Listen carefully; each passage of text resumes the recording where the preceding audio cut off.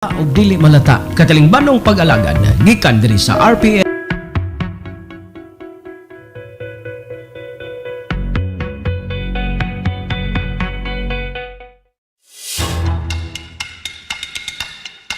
Until the last drug lord is killed, this campaign will continue to the very last day of my term. This is the time for us to unite. This is the time for us to all work together. Kami nga, yung opisina namin, kahit napakaliit, we have been doing our part. Wala po akong magic potion, wala akong anting-anting. We have never changed our position on the arbitral ruling. Should those naval exercises spill over, they must expect the worst. Right now, I have no political plans. China cannot just seize the exclusive economic zones of other coastal states. We are all equals in Congress. I would want a leadership that would be shared by all. Welcome to The Source, where we combine the headlines with in-depth conversations with the newsmakers themselves. I'm Pinky Webb.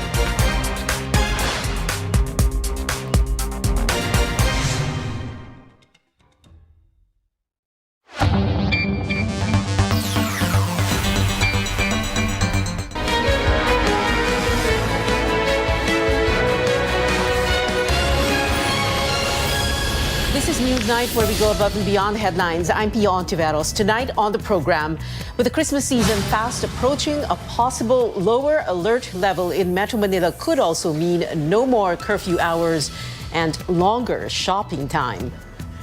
A probe is underway after close to 150,000 COVID-19 vaccines were destroyed in a fire in Zamboanga del Sur. We go above and beyond the headlines with the Integrated Provincial Health Office Chief, Dr. Natalio Cagampang Jr. And 4 areas in Metro Manila have begun vaccinating minors aged 12 to 17 without medical conditions ahead of the scheduled rollout.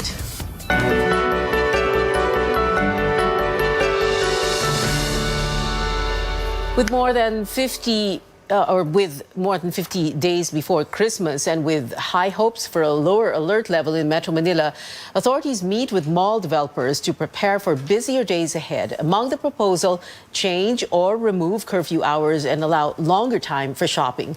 Our Kalim Bonkin reports. Business establishments like Robinson's Magnolia Mall in Quezon City are seeing better days since Metro Manila was placed under Alert Level 3. We have experienced the recovery period in terms of our foot traffic. We are at least at 80% of the pre-COVID figures in terms of our pedestrian count. With declining COVID cases, MMDA says the region may see a further alert downgrade soon. This means more people out and about and higher customer capacity for businesses, just in time for the holiday season. The health department says if mobility in the region won't change, daily active cases could go down from 8,200 by end of October to over 1,000 by December 15th. If mobility restrictions ease, active cases will still go down but will be around at least 2,600 daily. Gusto natin, pag nagbukas tayo, pag bumaba tayo ng alert level, bumaba siya, no? Maiwan siyang bumaba at tuloy-tuloy siyang bumaba. Pero it really requires participation from our establishments and especially, no, yung individual person na kailangan mag-practice ng ating NPH. Kailangan yung tuloy-tuloy na paghahanap ng kaso. To minimize health risk, MMDA is proposing new and longer mall hours from 11 a.m. to midnight and even changing or doing away with curfew hours. With this, importante talaga ang disiplina ng bawat isa. Yung curfew, pinag-aaralan din namin para spread out ang tao, like shopping. MMDA is also asking mall developers to limit store sales on weekdays to avoid traffic on major roads. Mall goers have mixed feelings about this. Hanggat hindi pa talaga naging okay yung situation about virus, mas maganda po na i-maintain na medyo higpitan. Kung lilimitahan pa rin nila yung mga kabataan na pupunta lang sa mall para lang magtambay, siguro po okay lang naman. Para kumita, tumakbo na yung ekonomiya, yun, maganda yun. Basta yung minimum protocols. For their part, Robinson's Mall has added marshals to remind customers of health protocols and installed air purifiers, while SM Malls also deployed more sanitation teams. Both say they remind tenants to follow the allowed capacity and all employees have been fully vaccinated. We will always follow the IATF guidelines and LGU guidelines to ensure that transmission of virus will be eliminated or avoided. Metro Manila is at low-risk category. As of Monday, 6 out of 100,000 people in the region catch COVID-19 daily. It's within the range to downgrade the alert level. But health officials says it's up to the IATF to determine whether or not Metro Manila will be placed under alert level 2. Caroline Bongkin, CNN Philippines. That should have been mall operators, not developers. Now, for Presidential Advisor for Entrepreneurship, Joey Concepcion, it's important to have all staff fully vaccinated once Metro Manila is downgraded to alert level 2. Katulad ng spa, ang salon, wala naman outdoor dyan. No? How can you require and mandate your customers to be fully vaccinated, but your own employees hindi vaccinated? Metro Manila is under alert level 3 until November 14. Now, with declining cases here in Metro Manila and the rest of the country, is it time to ditch face shields? The interagency task force says it is reviewing the policy as a number of its members are now open to the idea of no longer using face shields. But spokesperson Harry Roque clarifies nothing is final yet. Dahil umababa ang numero, marami ng kumbaga nagsasabi sa IATF na baka dapat itigil na rin ang pagkasusuot ng face shields. Yung sa outdoor, naging recommendatory na lang. But for indoors, siguro we have to make sure everyone who is vaccinated muna before we remove those face shields. Baka hindi muna dun sa mga unvaccinated. But we will continue to study this. For now, face shields are still required in closed areas, crowded places, and close contact settings. Now, Malacanang makes another appeal to the state health insurer to pay private hospitals. The Private Hospital Association earlier said some of its members already signified lack of interest in renewing their accreditation with PhilHealth. But the palace also calls on private hospitals to stay with PhilHealth as it recognizes their crucial role in the fight against COVID-19 and in the success of the universal healthcare law. Malacanang says the Health Insurance Corporation has funds to pay their dues. So nananawagan po ako, uulitin ko na lang po yung request ng Presidente Duterte kay President Giran, bayaran ng bayaran yan. At ako po'y nakikiusap naman sa mga pribadong hospital. Paulit-ulit naman po na pinapakita ni Presidente ang suporta niya sa mga pribadong hospital dahil kinikilala po natin na mas maraming umaasa ngayon sa mga pribadong hospital kesa doon sa mga numero ng pampublikong hospital. Senators also again calling on PhilHealth to settle its mounting debt with hospitals as soon as possible. Senate Finance Committee Chairman Sani Angara points out PhilHealth collects millions of pesos from Filipinos and even received a 70 billion peso subsidy last year to carry out or to implement the universal healthcare law. Angara now wants the Anti-Red Tape Authority to check what's causing the bottleneck in the reimbursement of claims. For Senator Amy Marcos, PhilHealth can pay the hospitals and at the same time file cases against those involved in alleged upcasing. Senator Grace Poe says PhilHealth should come up with an aggressive catch-up plan before the healthcare system suffers financially.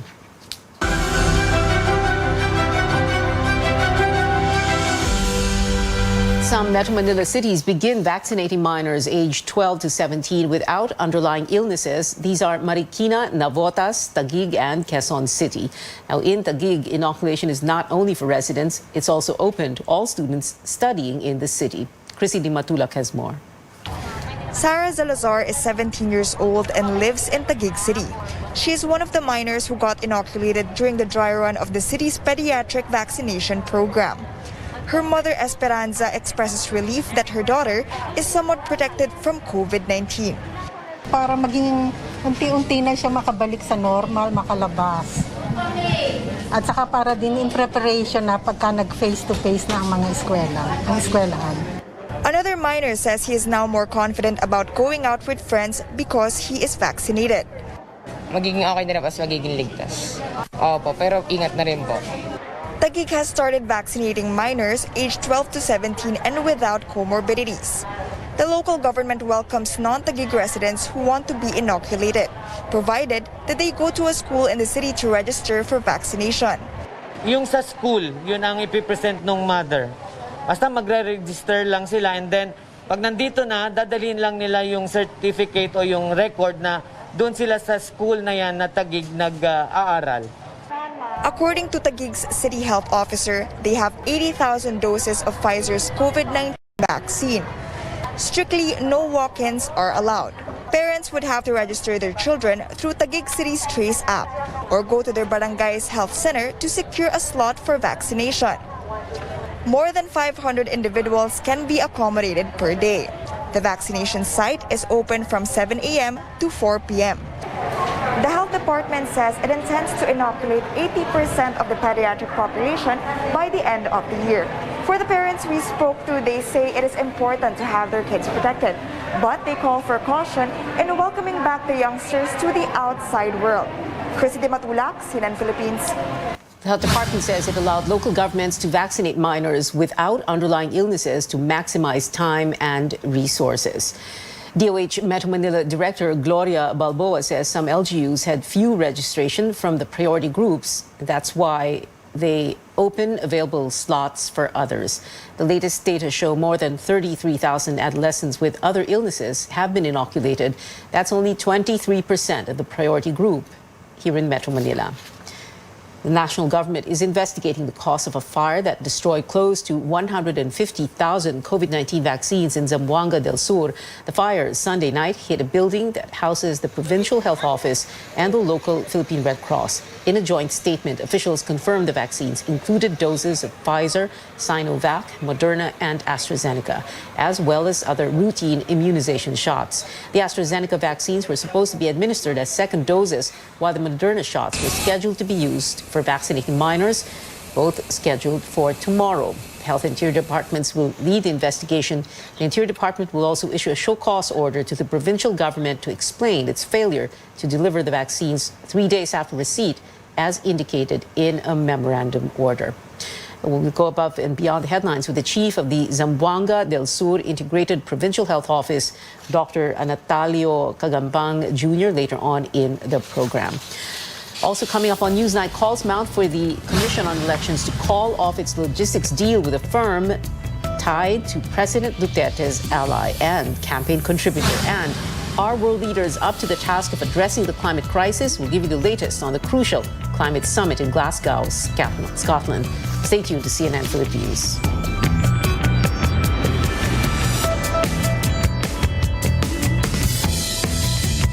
Love is all about time. Di minamadali ang pagpapasarap. Like the love in every Pure Foods ready-to-eat. Slow-cooked and ready in 8 minutes. Para may time ka sa mga mahal mo. Because love takes time. Kabilang ba kayo sa mga Pilipino na nahihirapan sa mga transaksyon dahil wala o kulang ang mga valid IDs?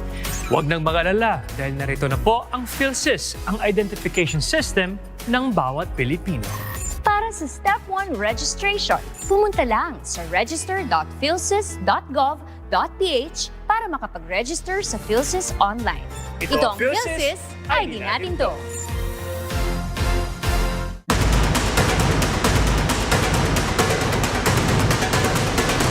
Local governments can house patients with mild cases in so-called isolation facilities for now. The pilots are doing their best to spot each and every resident. Kung makikita ninyo sa aking paligid ay hindi pa rin humuhupa yung baha. Umabot yung level ng baha dito sa bubungang ito. Nagpapatuyo rin sila ng kanilang mga gamit. Rex Remitio, CNN Philippines.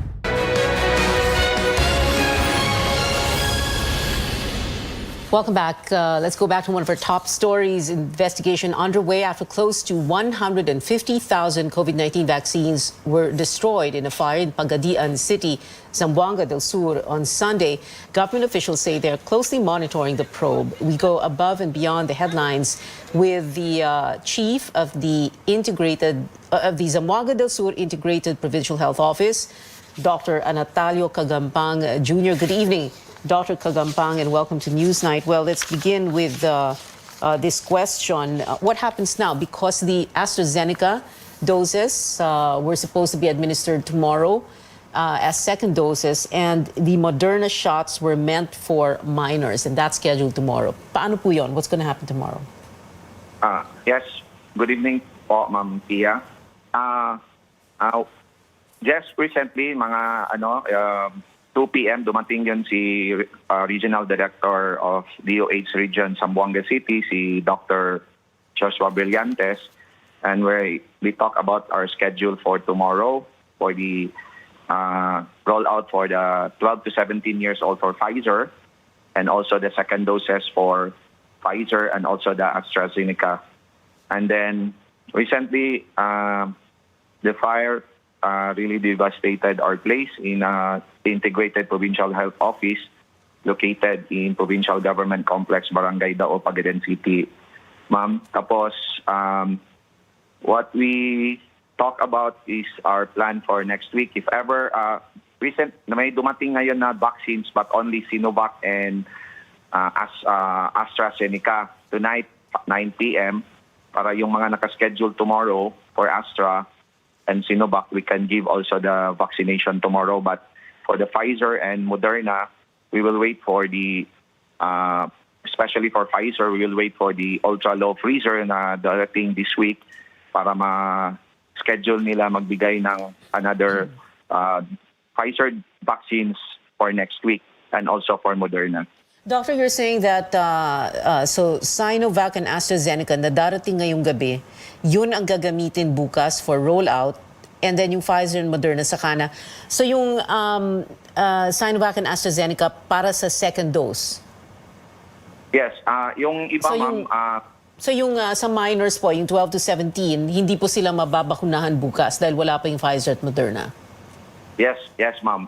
Yung walang schedule, supposed to be may schedule tomorrow, but we have to postpone it or move the schedule for next week if ever na darating yung ultra-low freezer ng Pfizer. Tapos if ever na may darating din na bakuna from Pfizer na ibigay nila sa DOH sa amin, then we can start that next week soon. For tomorrow, ma'am, it's only for AstraZeneca and Sinovac. Ano naman pong sinasabi nitong Interior Department that you have been asked to explain why there was a failure to deliver the vaccines 3 days after receipt? Kailan po natanggap itong mga bakuna na to, yung mga lahat ng mga nasunog dito? Yes, ma'am. If I may tell you the history of the vaccines, that the date that they arrived, ma'am, Sinovac, the AstraZeneca, the vaccines arrived on October 25. And then sa October 25, para yun sa this week sana yung schedule namin for first dose at saka yung remaining na mga second doses. Yung Pfizer naman dumating din October 25. The problem is the ICHO has the only ultra low freezer in Zamboanga del Sur. Tapos yung mga RHO wala silang storage ng Pfizer. So doon sa IPHO stored yung mga Pfizer vaccines. Saka yung Moderna dumating naman October 23 and 28, or the bulk of the Moderna arrived on October 28. So the yung fire ng IPHO nag-start yung October 31. Nangyari yung October 31 ng 10:53 p.m. So hindi namin mabigay talaga at that moment, ma'am. Oo. You know, Doctor, ang daming nadismaya, and nadismaya is an understatement, no? Dahil 150,000 doses of vaccines, and we are in a race against time to vaccinate people because we have a pandemic, and then this happens. So syempre, everybody's wondering, ano ba talaga nangyari? I know that we all know there is an investigation still going on. Arson investigators looking into this. But really, Dr. Kagampang, ano ba talaga nangyari dyan sa inyo? Yes, ma'am. If we, based on the arrival of the vaccines, the month of October, dami talagang vaccines dumating. I-compare natin the previous month. So yung previous months, hindi kami masyado naka-store ng mga Dr. Kagampang, I'm sorry, I need to interrupt you. My question is, what happened? Bakit nagkasunog? That is my question, sir. Yes. Doon sa report ng ma'am, sa fire accident, ayon sa Bureau of Fire, the fire started at 10:53 p.m. sa Provincial Health Office located at Provincial Government Complex, Barangay Dao, Pagadian City. And then, the incident was reported to Pagadian City Fire Station.